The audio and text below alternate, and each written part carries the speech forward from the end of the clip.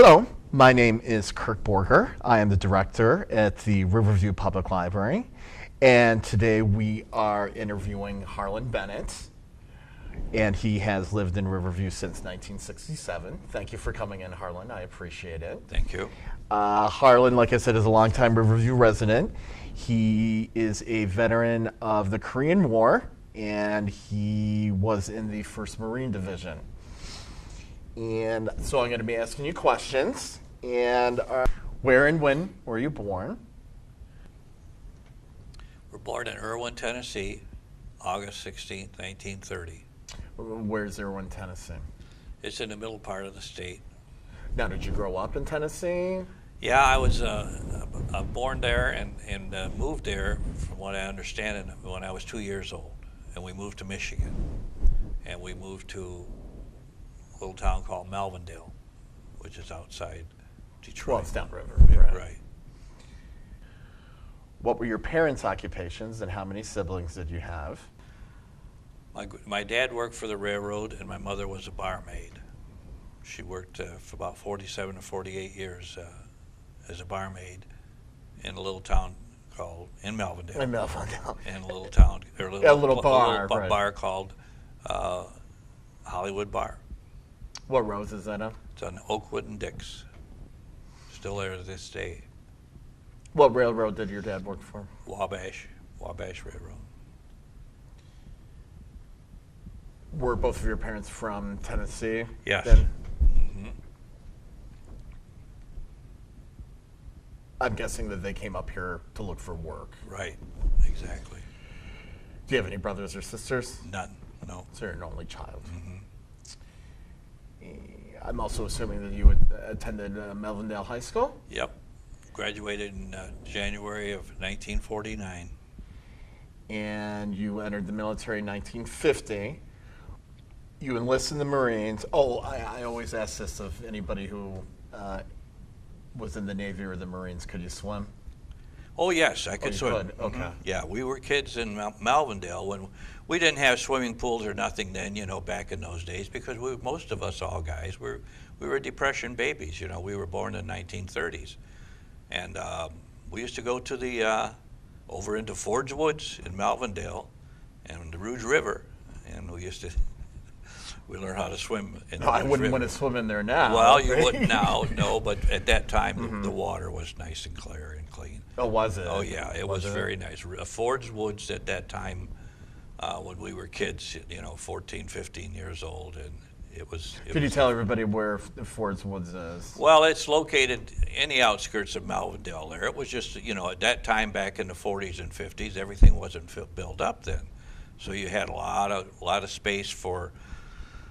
to play commandos, in the woods. Malvindale was broken down into two little parts of the city. You had the downriver part of the city, and then you had another part of the city. And we used to live in the part of the city that was called Kyer Sub. And that was kind of like, it was all hardcore people. There was, that worked hard, worked at the Fords, worked at the factories, and A blue collar. blue collar area. And of course, World War II was, that was on there. And at that particular time, you always had to make money. Mom and Dad never had money. So if you wanted money, you had to make it yourself. And I had a paper route called the Detroit Times. At that time, there was 3 papers. It's from the city of Detroit. And I had 3 or 4 streets I had Eden Street, Palmer, and Flint. And that was my paper route. And I think I was, my customers was up to about 45 cents for a daily and a Sunday. That's what the paper was. And you never, there were times that you would go collect your papers and the people wouldn't pay you 45 cents. They didn't have 45 cents. They'd give you a quarter. So then you had to make change. So then I learned I became an accountant, and you had to go to these people and knock on their doors, and it was a learning lesson for me. I mean, I was probably 12 or 10 or about 9 or 10, 11 years old at the time. But I remember during the war, when the Japanese attacked Pearl Harbor in 1941, which would put me at about 11 years old, I was standing on the paper on the outside of Dixon Oakwood, which was a major little area there, and I was yelling, "Extra, extra, read all about it, Japanese attacked Pearl Harbor." And these guys were coming out of the factories, in their cars, and they were giving me a dime. And that was a lot of money. And I didn't know what it was all about, but I knew I was making 10 cents paper, and that was good money. So that was part of growing up. The country's misfortune was your fortune at the time. Yes, exactly right. So it was a learning experience for me at that time. I tell my grandchildren about it. I talk about my way of life growing up, and my mother and dad's life growing up, and compared to the life that I've given my children and my grandchildren today. It's altogether different. But I had a good life. My mother and dad were hard-working people. Everybody drank a little bit then in them days, But drugs, I never got into drugs too much, like they have today. But there was always some drinking going on, What were you doing before you entered the military? Well, I went to work at Ford's. Worked in a motor building at Ford's right after school. Was all kind of work then, and didn't have any problem getting jobs then, because out of high school then it was like having a doctorate degree, because people didn't go to school very long, and so I had no problem getting a job, and I went to work in a motor building. Didn't like it, but. What did you do at the motor building? Well, we worked in the V8 plant where they made the engines, and a lot of people worked there, elbow to elbow people. But it was good money, and that's what I was after, trying to get a job, make some money, because there was no money to be had. You either had to make it yourself. There was not like it is today, where mom and dad take care of a lot of people. You had to work. And I did. If it was good money, why did you enlist? Well, it was something that I didn't like to do. It was part of a system that I knew I didn't want to be in the factory. I didn't really know what I wanted to do. There was a bunch of guys that we used to hang out with at a pool hall there in Melvindale on Oakwood there. And we were all in school together, and we went to play ball together and hung out together as young guys, 18, 19 years old. And nobody really knew what we wanted to do, in life. And about 6 or 7 of us guys decided we wanted to go into the military. And we got in a car and went down to the federal building, because some of us were going to get drafted. And I didn't want to get drafted, so some guys went into the Army, some went in the Navy, some went in the Air Force. And I went in the Marines. I saw the Marine.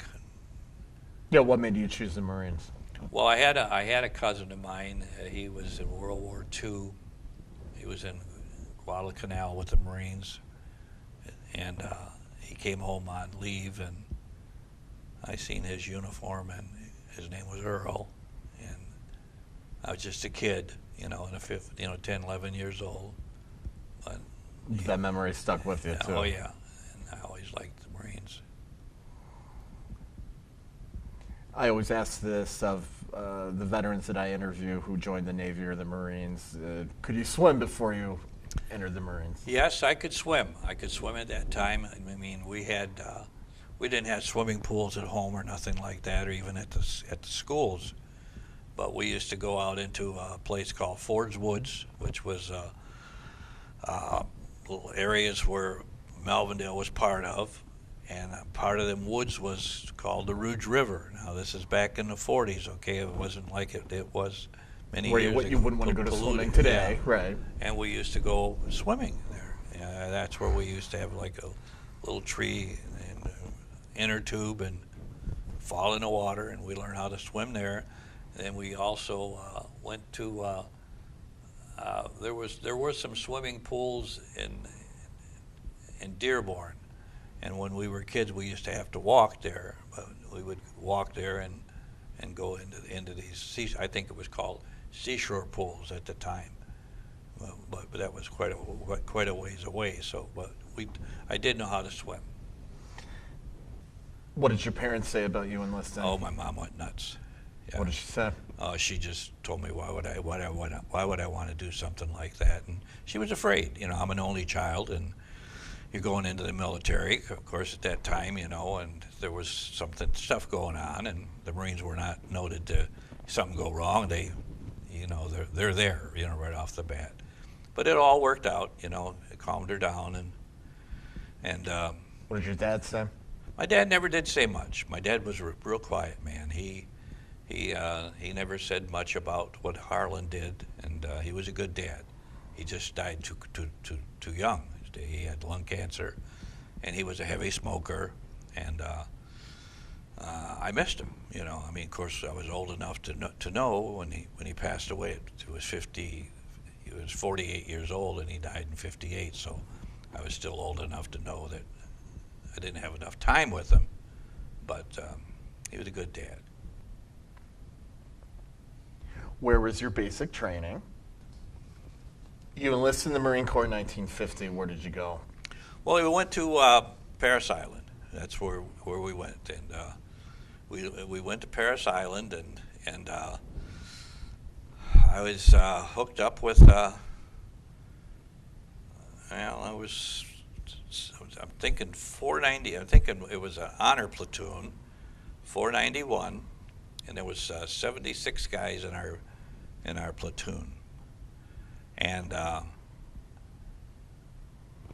I never had really a hard time in the Marines because I lived with my grandpa in my own little bedroom, and we didn't have a lot of things, and so you had to keep everything in order. And that meant you had my grandpa and I together in one little bedroom, a 10 by 10 bedroom, had one dresser, four dressers in a dresser drawer, and a small little cup of, clothes closet. And Grandpa was senior, so he had the top drawer, and I had the bottom. And that's what you had to do. You had to keep things in order. So when I came home from school, you took your play clothes off, your school clothes off, and you put your play clothes on. And if you didn't, you got your ass busted. Excuse me. But, that's okay. But that's what it was. So that was automatic. And so when I got to the Marines, you're issued all of this stuff, and government issue, GI issue, and then you had what they called a locker box. And that locker box, I can't remember exactly what size that it was, but you knew somewhere in there that all of that stuff that they gave you had to fit into that locker box. And it was up to you to decide how you wanted to square that locker box away. Well, I didn't have any problems with it because I was, I've been doing that my whole life. But there were guys that could not square that locker box up. And it doesn't fit. And yeah, it has to fit. If they say it fits, it fits. It's there. Somewhere you have to figure out how to put that stuff together. Of course, then you got your drill instructor. He's keeping you squared away, and things were going on like that. And of course, then everybody thought that we get in these squad bays, and everybody would get their stuff together. Then it would be up to the drill instructor to come past they called them racks, they didn't call them beds or nothing then, to check your locker box to make sure it was in order. And if it wasn't in order, he'd just take it up and just throw it all over the floor. And you had to do it over again, and you did it over again, and you did it over again. How many times did that happen to you? Never happened to me, because I didn't have any. Well, because I want to relate that to this, because it sounds like growing up, yeah. You already had I was pretty organized, and I never had too many problems in the Parris Island. I knew how to shoot the rifle, and every Marine's got to shoot a rifle. That's what we're here for. I liked to march. I knew left from right, and I only got pounded one time. Why? I was coming out of chow, and when you get through eating, you have to stand at parade rest, and you always have to read your Marine Bible. It's got a Bible there. It's a book the Marines give you. With all the regulations. And all the regulations you have to have. And you're supposed to be reading that Bible anytime that you're not standing up, or and I was yakking away with a buddy of mine that was next to me, and a secondary drill instructor. He nailed me, and he hit me right through the gut, put me right down onto my feet, and that was it. I never got hit no more. Well, things have changed. That doesn't happen now. And, drill instructors aren't allowed to hit people anymore. But it was, our drill instructor was Sergeant Lynch. He was a little guy, tough. We were all going to kill him if we ever made the boot camp. If we got through this training. Well, that was on purpose. And it was all on purpose, and he would never. I don't know. I never smoked a lot, but I did smoke somewhat. And we had a carton of Chesterfields cigarettes, and so for whatever the reason was, we got a pack of cigarettes, put them in my dungaree packet, and you had to, at the end of a day, if he would allow you to smoke, smoking lamp would be lit. And for whatever reason was that he didn't think we were good enough to smoke or do whatever we wanted to do at the end of a day. So it went 1, 2, 3 weeks, almost going on to 4 weeks of training. He never lit the lamp for us, okay? Nobody smoked. So when we were out one time, we were moving out into what they call the rifle range, and we were getting into being Marines. Our hair was starting to grow a little bit, and our dungarees was a little bit, look a little bit gnarly, and we were getting pretty good at what we were doing. And we went out to the range, and we came back, and one night after we got all through, smoking lamp is lit, and we couldn't believe what he just had told us. So I grabbed this pack of cigarettes, which was Chesterfields, and took a drag of it, and I went right down at the ground because we were in such good shape. That nicotine hit my lungs, and boop, I passed right out. And so that. Oh, you got such a buzz from it. Yeah, because we were so pure and clean. Mm-hmm. Nobody was smoking or nothing like that, and we were running like crazy. And when you're 19, 20 years old, it was nice. And then he started telling us that maybe we could be Marines. I'm not going to go through what he told us, but there were stories that maybe that we were going to be part of the Corps. He wasn't quite sure yet. And so he started doing a little more stuff with the platoon than what we did before. We call it monkey drill. And you start taking your weapon, and we had the Garand rifles at the time, the M1s, and we started, taking the straps and tightening them up real good, to where you're starting to move yourself around a little bit, and see the hair on my hand right now. That's from it. That's from 60 years ago, and that's that's what happens to a bunch of Marines when they're a Marine. You're a Marine forever, okay? I don't care what you do or how you've been or what goes on. If somebody sees you and they give you a Semper Fi, they're a brother forever and ever till the day that we die. And that's what Sergeant Lynch was. He made us Marines. And then he used to, as we started out from the rifle range in PI, we started shaping up, and we could march, and we were really good at marching, and he was starting to be proud of us, okay, as Marines.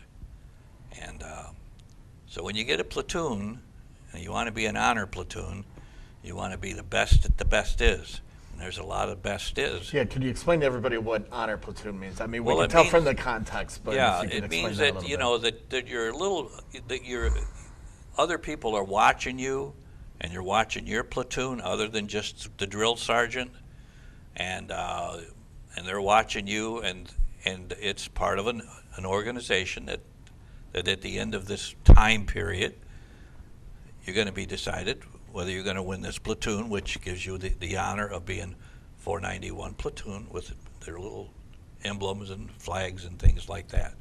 It's a little specialty, and all of these drill instructors, that's what they strive for. You know, you bring a platoon up out of any base, and guys don't know what's going on. So that guy's got to shape them up, and everybody starts to shape up, and some of them are better than others, and you know, just like any other ball team or something. What makes one ball team better than another? What makes one Marine better than another? All Marines aren't the same. You know, we're only human beings. What makes one person better than another? That pride, being part of that gene.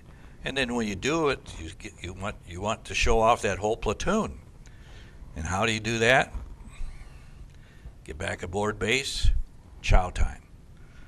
Everybody's got to eat pretty much at the same time. So all of these platoons start to come up into where the chow hall is. And you're supposed to be sitting there like this, you know, with your hat down, and you're not supposed to be this, and you're supposed to be like that. But everybody's got their eyeballs crossed around, looking at whatever's going on. And that's when you kind of shine out. You want to, and you know if you're good. You know whether he's good for you or not. And you want to make sure that you do the best you can do. So, and he's going through his cadence with your platoon, and 78 guys. And when he goes platoon halt, one snap. You don't hear 2, 3, 4 boots. One snap. Parade, run, boom. That's it. Part of the Corps. Discipline. That's what it's called. Total discipline. And that's where it all starts. After basic training, did you have any specialized training? Went to Camp Pendleton for advanced combat training. And Camp Pendleton is where? California, northern part of California. Huge base there in Pendleton. And we learned how to be better Marines, walking, conditioning, marching, shooting.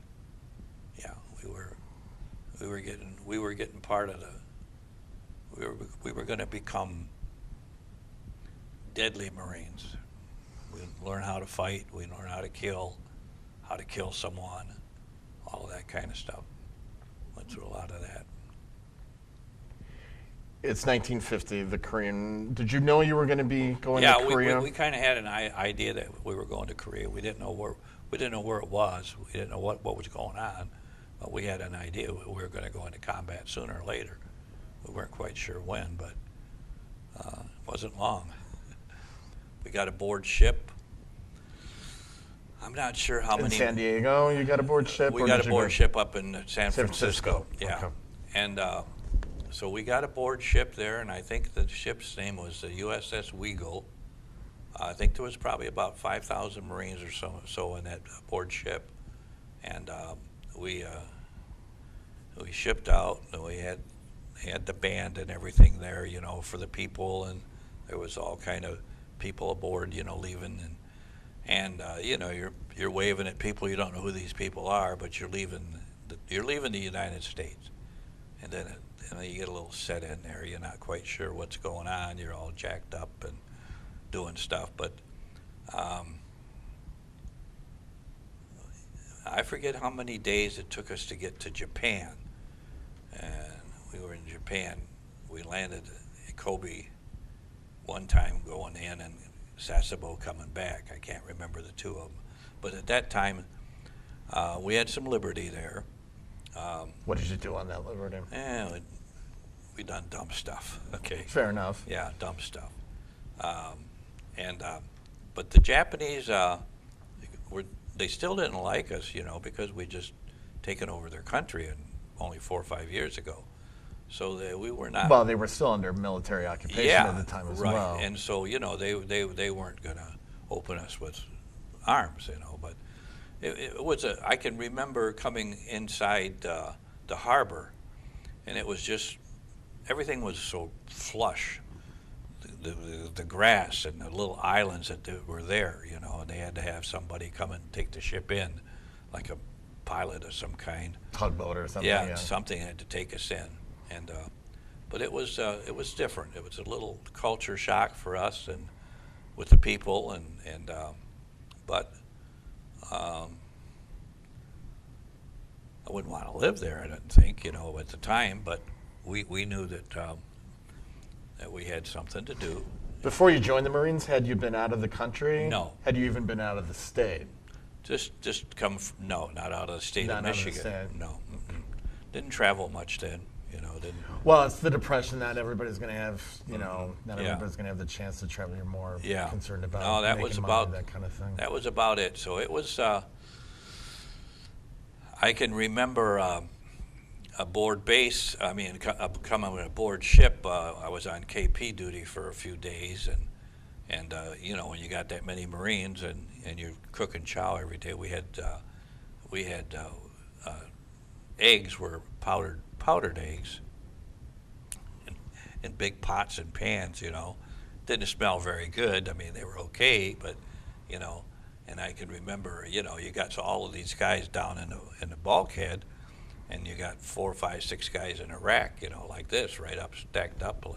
So you had to get out. So you had to get out of the ship, you know. And so we used to go up into what they call the officers' quarters, and you sit up there and you look at the officers and scrambled eggs over easy. Oh, better food Orange is what juice. you're saying. Yeah. Yeah, so when the old saying is, rank has its privilege. Indeed it does. Oh, yeah, indeed it does. How long were you in Japan? We stayed there about 4 or 5 days, 6 days, something like that. And then when did you jump? Then we moved out and we made some landings. Where were those landings? We landed, well, actually we made an amphibious landing in it was called a little place called Wamido near Incheon, and then we made this landing at Incheon. Wasn't much there really, not too much going on at that time. We're part of an expeditionary force of people. Could you tell the people who were watching this why those Incheon was like in South Korea, but it was like in the middle of a peninsula? Could you tell people why we made those landings there? Well, we weren't really sure, or at least I wasn't really sure of what the purpose of it was, and you know, we knew that we were going to go had to make a landing. We knew we were going to fight the North Koreans, and this was part of our landing. We're an amphibious force at the time, and we were going to take the city of Seoul over. The city was, at that time, was taken over by the North Koreans, and we were part of a force. I mean, we weren't all by ourselves, you know, but there was nothing much really going on at that time. But we were ready. I mean, the Marines were always ready.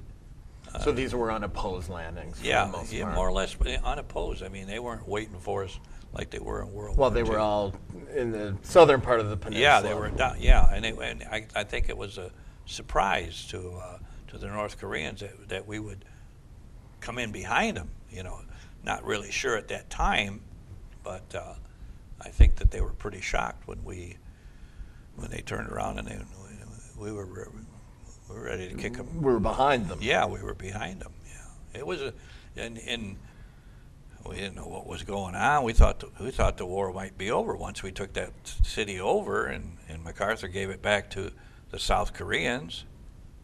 We figured we were going to go home.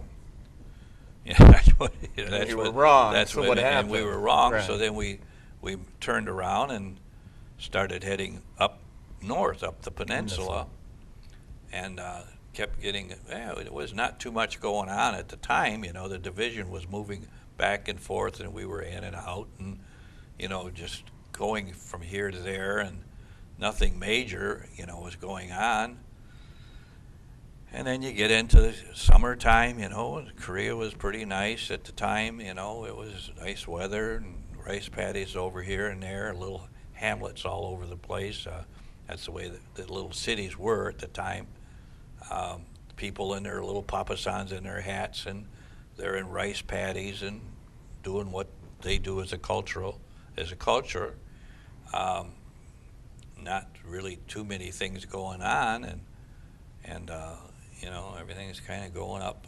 But as we moved up the peninsula, weather started to change a little bit, and here comes maybe September, and you get into October and getting up into the little mountain ranges, the culture changes.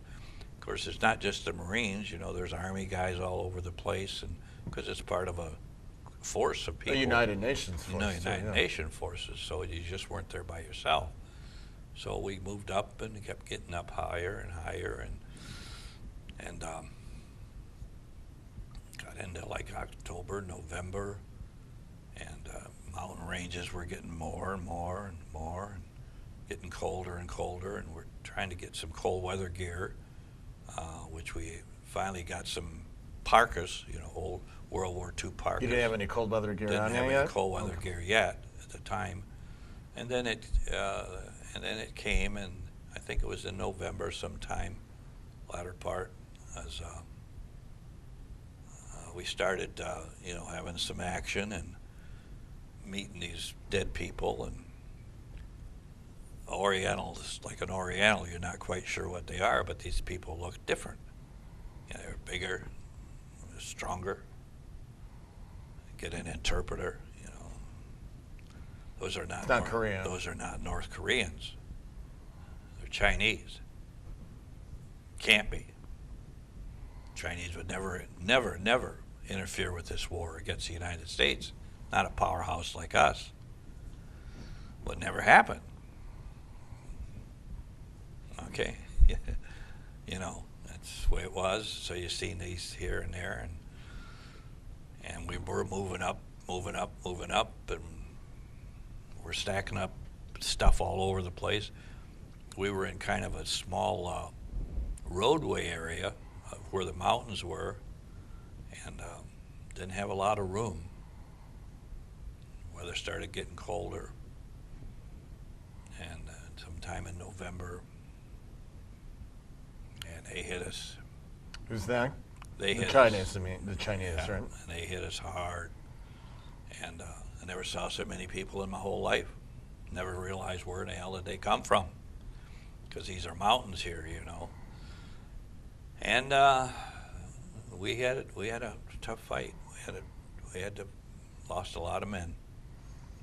Now is this part of the Battle of the Chosin Reservoir that you're talking about? We were into the reservoir at the time. We didn't know what it was. It was a big body of water. Now, were you already there, or did you retreat back down into it? No, we were up there. You were there already. We were already there. I think that the time, I'm not quite sure on all the details. The goal was to reach the Yalu River, which would be right next to Manchuria. That was the China. goal. Yeah, China. And what purpose that was, I don't know. I don't know what the reason was, but that was. Well, I think by that time you pretty much had conquered all of the peninsula. Yeah, the peninsula was ours. We were getting ready to go, maybe go home, and the Christmas of December, and go back home. I don't know. Again, you were wrong. I'm yeah, sorry. Wrong again. And so we made that move, and we lost a lot of guys. A lot of guys with frostbite. Whoever made the decision to turn the division around and head back south, we were in these little hamlets, and they were called Coterie, Udamne. These are little hamlet areas, Villages, right? Little villages, and survival rate for those people. You wonder how in the world did they survive, even, But it was their culture, and so just buddy up and hang in, and that's what we did. And we lost a lot of frostbite. We couldn't get people out because we didn't have no airstrips or nothing like that. But we had the Marine pilots, Corsairs. They kept the Chinese. They helped to keep the Chinese for off air of us. support. Air support. Right. They were deadly. You know, I mean, you could see them. You know, they were always, whenever they could get to us, they were there. Marine pilots. And I don't know where they were at. I mean, I knew they had to be in a carrier or a base somewhere. I'm not quite sure what was going on. But we turned the division around, which was huge. And we took out as much dead as we could. We loaded up as many as we could, wounded, and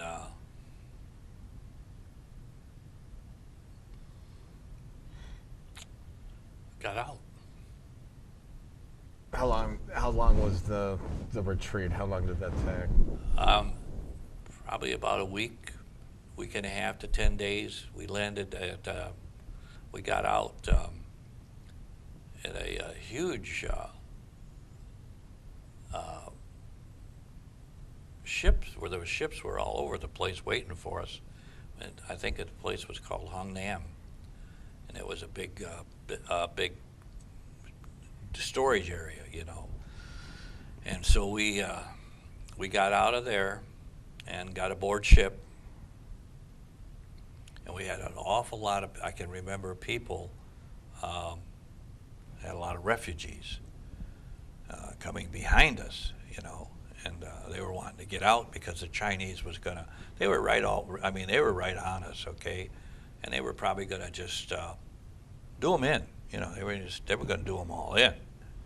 And so I can remember getting on board the ship. I don't know what the ships were or where we were going, but there was just hundreds and thousands of people, refugees. And I'm not sure on all the details on what took place.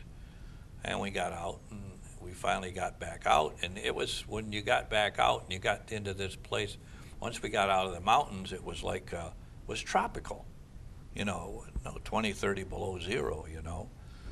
And it was just like, it just stopped. It was like, that's it. You know, we During the retreat in the Chosin Reservoir, do you think being from Michigan helped you out with the cold weather? Oh, definitely, definitely. Being from the colder weather, we had, you know, I knew what you had to do in order to survive cold weather injuries. I mean, which would be, you know, frostbite, and it was tough. You know, you got heavy clothes on, you got everything that you could possibly put on is on your body, and you smell, you stink, you know, and it's cold, and your boots is full of ice and snow, and it's pretty hard to get into a sleeping bag and try to take your shoes off when you can't hardly walk, you know, get them off your feet in order to get your socks dry and stuff like that. So a lot of guys, you know, it was an effort, and if you don't take that effort, you pay the toll. A lot of guys paid tolls, you know. A lot of them didn't know what frostbite was. They didn't know that they were getting in trouble, and before it was too late. Then you get down there, and now you're a casualty. You know, you can't walk. Your feet's all swollen. Shoes are gone. Feet are gone. You know, stubs here and there. Now you become a casualty. Well, when you get 20, 30 below zero casualties, and you don't have where to take care of these people, it was not a good sight to see, you know, as a person. And then you realize that you're picking up prisoners, and these Chinese are the same way. You know, their feet's all swollen up, and they're all swollen up, and they don't have the food structure that we have. Their clothes are not as good as ours is. And then you realize they're people, and they're trying to kill you, and you're trying to kill them, and you got to make sure they're dead. So when you have a big firefight at night, you know, a firefight means that, you know, they're coming, you shoot at them, then it gets all over with, your adrenaline's all jacked up, you're all juiced up because of this firefight. Then the next day it becomes snow. You look around and there's bodies all over everywhere. Are all these bodies dead? You don't know. Some of them could be wounded. Maybe they're going to come back and get you later on in the day or night or whatever. So we'd have to go take a look and see, whether they were dead or not. Steam here, face. And if they were, had to do them in. When you were in Korea, did you ever, because I know, especially during the Vietnam War, of course, even with guys that were there, they were questioning, why are we here? What are we doing in this war? That kind of thing. Or was there any of that kind of questioning during the Korean War? I'm sure there was. I mean, to an extent. But I mean, for you personally. No, I never thought anything about that. Whether what are we there for? Is there a reason? I think there's a reason for everything in life. And at that time, at 20 years old, you're just told what to do. Rank has its privilege, and it still does to this day. As you're thinking, because what I've found with a lot of Vietnam veterans that I've talked to, they did the same thing. I didn't really think about it much when I was 19, 20 years old. Yeah. But as I've gotten older, my thinking about it has changed. Has that Yeah, happened to you? exactly right. If how could I put it? Yeah, if you would, when I was 19 or 20 years old, and like I told you before, rank has its privilege. If I'm a two-striper and you got 3, and you tell me what to do, I automatically go do it. I don't know if I'd do that today or not, okay? But that's what it was, and that's what bonded. That's what bonded the Corps to make it such a good fighting machine. Was the discipline, whatever it took, and discipline. Like I say, rank has its privilege, and every time you have a privilege is moving one stripe up, unless you're an NCO, second lieutenant, but stripes like this. I'll tell you a quick story of a friend of mine. Name is Larry Slepsky. He was with the Corps. He was with King Battery, and Larry and I went to school together in Malvindale. Larry was a buck sergeant when he got out of the Corps. That's 3 stripes. I was a corporal. I had 2 stripes. So one day we hook up and we bump into one another after about 30-some years at Houghton Lake. I see this guy jogging down my street there, and I look and I see this brush cut, and I see this big guy, and I yell his name, Larry. And this guy stops, dead, sweat rolling all over him. He's got these 2 dogs that he's running. And I look and I say, this is after maybe 30-some years. What in the hell are you doing here at Houghton Lake? We lived in Malvindale in a little place called Kyrsup. What are you doing here, Har? And I got a cottage. Well, anyway, after we find out that we both had places close to this lake area, Larry was about 6'2", 200 and some odd pound, really good ball player. Had a junior college. He was a manager there, worked for years. So we're doing some work one day, and he's giving me a hand, and I'm telling him what to do. And all of a sudden, he just stops, sits in a chair, and he just quits. And I says, what in the hell is going on here? I stop. A corporal should not be telling the sergeant what to do. Old school. You mentioned going on the ships, and then were you redeployed after that? We went down south. Okay. That's right. You said where it was like down, tropical. Yeah, right. We went down south. And then we stayed there for a little bit. We got deployed, and then we left. Or I left. Oh, you left. Yeah. Were you discharged at that time? No. No. You just got reassigned. Yeah, we come from there, we came back out, and I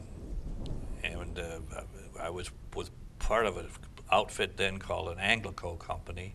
What does that mean? They were we used to pull airstrikes in for the ships, down along the.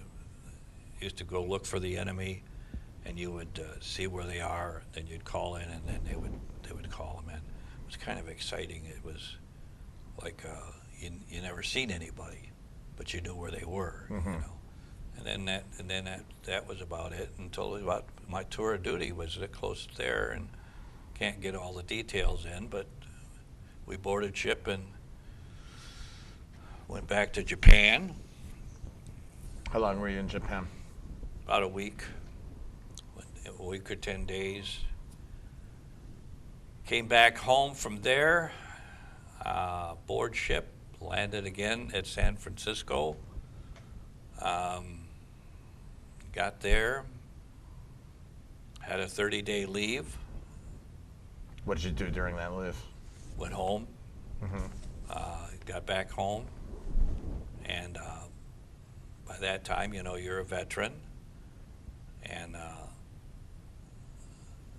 I had, I think, about 3 or 4 months, maybe another 6 months to do on my tour of duty, and they stationed me at San Diego Recruit Depot.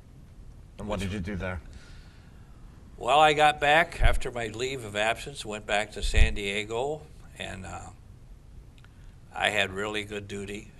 I was riding shotgun on a mail truck, going into San Diego to pick up mail 3 times a day, and I worked every other day. I had special chow passes. I didn't have to stand no inspections. And I had a great tour of duty, and but didn't have any money. Okay, no money then, but good duty. And then when we got close to getting discharged, I had a friend of mine. His name was Lloyd Bennett. He was in the Korean War too. We met aboard ship, and he was from Burlington, Iowa. And we got discharged, and I said to Lloyd, I said, I don't want to go back to Michigan, because at that time San Diego had all kind of work. There was all kind of Douglas aircraft and Boeing and all of that. Help wanted. And I didn't want to come back to Michigan. So I said to Lloyd, I said, what do you think we could, what are you going to do? And he says, let's come back here. We get a job. I said, okay. And he worked in a motor pool over there in the Recruit Depot. So we bought a 1936 Plymouth and built it, and he built it for us at government expense. So when we got discharged, we take off into this little 36 Plymouth, and we go to Burlington, Iowa. Okay.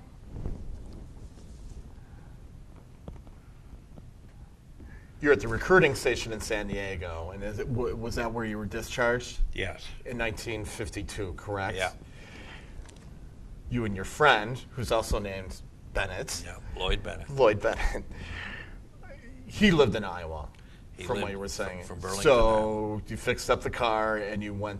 And so we decided that we were going to go home. He had a girlfriend. I wasn't dating or nothing then.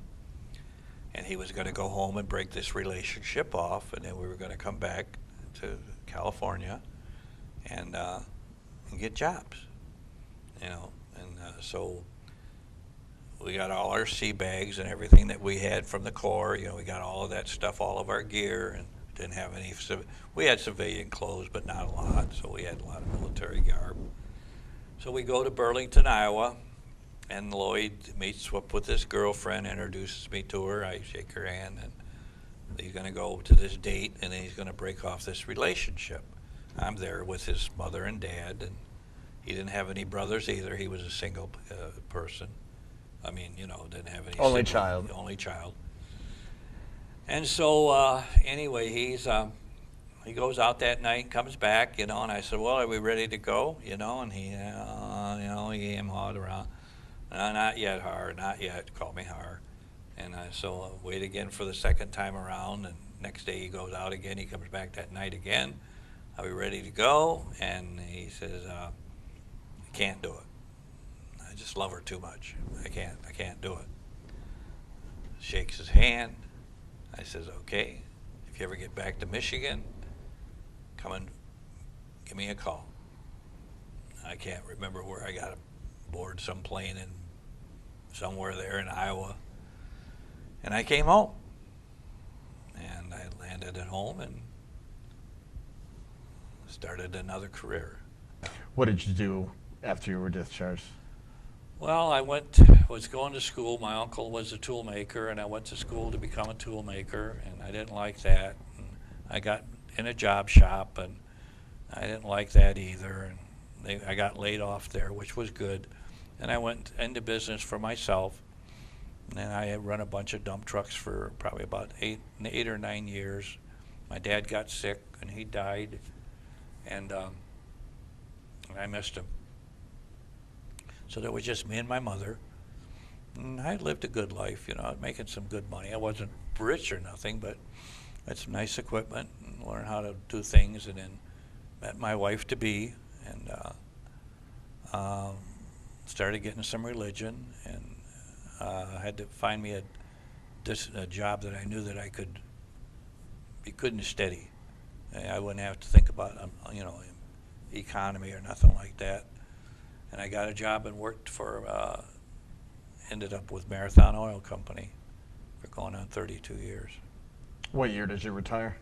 1992, June of 1992. So if you stop and think about how many years I've been retired, most people are dead by now. So here I am, making this interview, and still around, still drive my own truck, and doing interviews. Yeah. So I've been blessed. How many children do you have? 3 daughters. 3 daughters that are all here in the area. How many grandchildren do you have? I have 5 grandchildren, 3 grandsons, 2 granddaughters. 2 granddaughters are over in Groseal, and my grandsons are right here in Riverview. So, and I've got a good family, blessed family, like anybody else. Worked hard, but had an opportunity to do well in life. Had that opportunity. And there's people today that aren't having that opportunity. See, that's the sad thing about it. I had an opportunity. Now, whether you take care of that opportunity or not, that's strictly up to you. But I had the opportunity. But at least the opportunity was there, is what you're saying. I built a nice home over in Riverview on Georgia Street, nice big colonial. To this day, it's still there. I put an addition on with a friend of mine about 10 years ago. It's a beautiful home. I have a place up in northern Michigan, up at Houghton Lake. It's a summer home. I live there now the majority of the time during the summer months. And right there's the water. Got a pontoon boat, jet skis. Blessed. Thank you very much for coming in for this interview. No problem. And thank you for your service to our country. You're Appreciate quite it welcome. very much. Thank you.